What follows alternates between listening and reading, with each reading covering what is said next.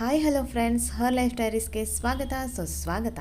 ಇದನ್ನು ನೋಡಿ ನೀವು ಹೆಸರು ಕಾಳು ಅಂತ ಕನ್ಫ್ಯೂಸ್ ಆಗಿರ್ಬೋದು, ಆದರೆ ಇದು ಮಡಿಕೆ ಕಾಳು. ಇವತ್ತು ನಾನು ಈಸಿ ಆ್ಯಂಡ್ ಕ್ವಿಕ್ಕಾಗಿ ಮಾಡುವಂತಹ ಸಿಂಪಲ್ ಮಡಿಕೆ ಕಾಳಿನ ರೆಸಿಪಿಯನ್ನು ತೋರಿಸ್ಕೊಡ್ತೇನೆ, ಬನ್ನಿ.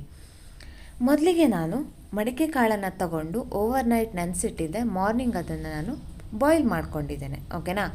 ಇವಾಗ ಒಂದು ಒಗ್ಗರಣೆ ಮಾಡ್ಕೊಳ್ಬೇಕಲ್ವಾ, ಅದಕ್ಕೆ ಒಂದು ಕಡಾಯಿಯನ್ನು ತಗೊಂಡೆ. ಅದಕ್ಕೆ 4 ಸ್ಪೂನ್ ಆಗುವಷ್ಟು ಎಣ್ಣೆಯನ್ನು ಹಾಕ್ಕೊಂಡೆ. 1 ಸ್ಪೂನ್ ಸಾಸಿವೆ, 1 ಸ್ಪೂನ್ ಜೀರಿಗೆ ಹಾಗೂ ಒಂದು 4ರಿಂದ 5 ಬೆಳ್ಳುಳ್ಳಿ ಎಸಳುಗಳನ್ನು ಸಹ ಇದಕ್ಕೆ ಆ್ಯಡ್ ಮಾಡ್ಕೊಳ್ತೇನೆ. ಅದರಿಂದ ಇದಕ್ಕೆ ಒಂದು ಯುನೀಕ್ ಆದ ಟೇಸ್ಟ್ ಬರುತ್ತೆ, ಓಕೆನಾ. ಈಗ ನೋಡಿ, ಬೆಳ್ಳುಳ್ಳಿಯನ್ನು ಸಹ ಹಾಕಿದೆ. ಅದನ್ನು ಬ್ರೌನ್ ಆಗೋ ತನಕ ಏನು ಮಾಡಬೇಕು, ನೀವು ಫ್ರೈ ಮಾಡಬೇಕು. ಹೀಗೆ ಫ್ರೈ ಮಾಡ್ತಾನೇ ಇರಿ.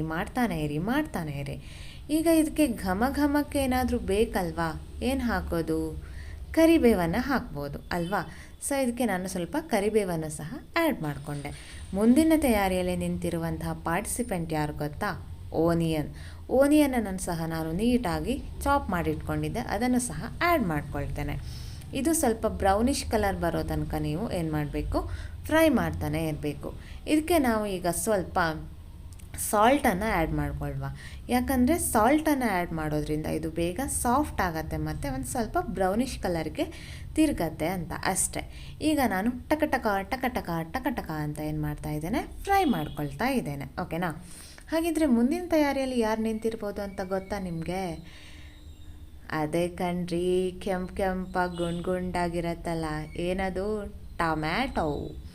ಈಗ ನಾನು ಚಾಪ್ ಮಾಡ್ಕೊಂಡಿರುವಂತಹ ಟೊಮೆಟೊವನ್ನು ಸಹ ಇದಕ್ಕೆ ಆ್ಯಡ್ ಮಾಡ್ಕೊಳ್ತೇನೆ. ಇನ್ನೊಂದು ಸ್ವಲ್ಪ ಟಕ ಅಂತ ಫ್ರೈ ಮಾಡ್ಕೊಳ್ಳಿ. ಇದೊಂದು ಸ್ವಲ್ಪ ಸಾಫ್ಟ್ ಆಗೋ ತನಕ ನೀವು ಫ್ರೈ ಮಾಡ್ಕೊಳ್ಬೇಕು. ಈಗ ಮುಂದಿನ ತಯಾರಿಯಲ್ಲಿ ಯಾರಿರ್ಬೋದು ಗೆಸ್ ಮಾಡ್ತೀರಾ? ನಾವು ಬೇಯಿಸ್ಕೊಂಡಿದ್ವಲ್ಲ, ಅದೇ ಮಡಿಕೆ ಕಾಳು. ಅದಕ್ಕೂ ಮುಂಚೆ ನಾನು ಸ್ವಲ್ಪ ಅರಿಶಿಣವನ್ನು ಸಹ ಹಾಕ್ಕೊಂಡೆ. ಇವಾಗ ಒಗ್ಗರಣೆ ಜೊತೆ ಮಡಿಕೆ ಕಾಳುಗಳನ್ನು ಕರೆಕ್ಟಾಗಿ ಮಿಕ್ಸ್ ಮಾಡ್ಕೊಳ್ತಾ ಇದ್ದೇನೆ. ಈಗ ಒಂದು ಸ್ವಲ್ಪ ನೀರನ್ನು ಸಹ ಆ್ಯಡ್ ಮಾಡಿಕೊಂಡೆ, ಕನ್ಸಿಸ್ಟೆನ್ಸಿ ಇರಲಿ ಅಂತ. ಇವಾಗ ಸ್ವಲ್ಪ ರೆಡ್ ಚಿಲ್ಲಿ ಪೌಡರ್ ಹಾಗೆ ಸ್ವಲ್ಪ ಸಾಂಬಾರ್ ಪೌಡರನ್ನು ಸಹ ಇದಕ್ಕೆ ಆ್ಯಡ್ ಮಾಡಿಕೊಂಡೆ.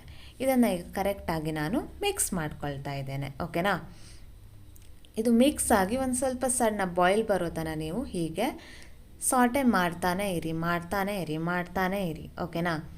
ಕೊನೆಯಲ್ಲಿ ಬರುವಂಥ ಇಂಗ್ರೀಡಿಯೆಂಟ್ ಯಾವುದಪ್ಪ ಅಂದರೆ ಗುರೆಳ್ಳು ಅಥವಾ ಹುಚ್ಚೆಳ್ಳು ಅಂತಾರಲ್ಲ, ಅದರ ಪುಡಿ.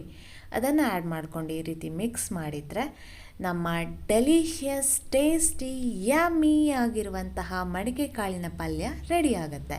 ನಿಮಗೆ ಈ ರೆಸಿಪಿ ಇಷ್ಟ ಆಗಿದ್ದರೆ ಲೈಕ್ ಮಾಡಿ, ಶೇರ್ ಮಾಡಿ, ಕಮೆಂಟ್ ಮಾಡಿ, ಹಾಗೆ ನನ್ನ ಈ ಚಿಕ್ಕ ಎಫರ್ಟನ್ನು ಸಪೋರ್ಟ್ ಮಾಡಿ ಅಂತ ಕೇಳ್ಕೊಳ್ತೇನೆ. ಮುಂದಿನ ವಿಡಿಯೋ ಜೊತೆ ಮತ್ತೆ ನಿಮ್ಮ ಮುಂದೆ ಬರ್ತೇನೆ. ಅಲ್ಲಿಯವರೆಗೂ ಟಾಟಾ, ಬಾಯ್ ಬಾಯ್.